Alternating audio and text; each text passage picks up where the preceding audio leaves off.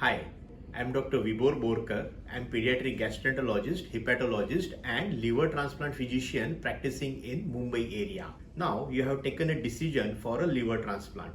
Let's see what happens exactly on the day of liver transplant surgery. Knowing all these steps may help you to prepare for a liver transplantation. Let's begin with the first step, that's the admission. So when the liver transplant day is decided, generally your child is asked to get admitted 1 or 2 days prior to the surgery.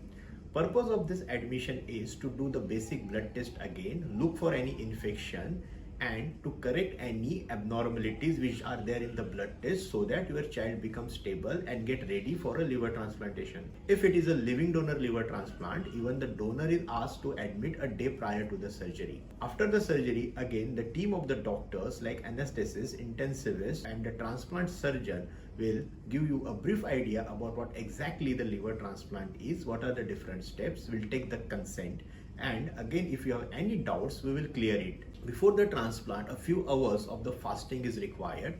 Team will give you the appropriate hours. It may be 6 to 8 hours before the transplant. Both the donors and recipient need to be admitted in the ICU. A certain bath or wipe over may be given. The purpose of this is to decrease the infections which we carry on our the skin. Now, at the time of surgery, before the patient is wheeled inside the operation room, you are basically asked to wait into the waiting area of the operation room. Here again the team give you a brief steps or the brief introduction of what's going to happen in the operation theater. Here again any final doubts are there in your mind, you can clear it with the surgical team. Now the transplant is a long surgery. It takes around 8 to 10 hours. First the donor surgery starts and after that the recipient surgery starts. During this long hour, it is a long wait period time. You are asked to wait in a family lounge where periodic updates are given, like when the surgery is over for the donor, when the donor is shifted to the ICU, and when finally the surgery of the recipient is over.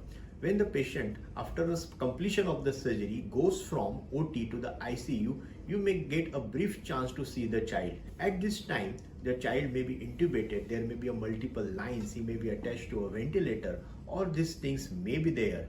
Don't get frightened at this side. This all support is required to take care of the child so that he manages through this difficult journey safely. After the surgery in the ICU, the patient is extubated, means the ventilator support is decreases and he is bring to the consciousness. In 80% of our surgery, many a times even immediately after the surgery, child is bring to the consciousness and extubation is done.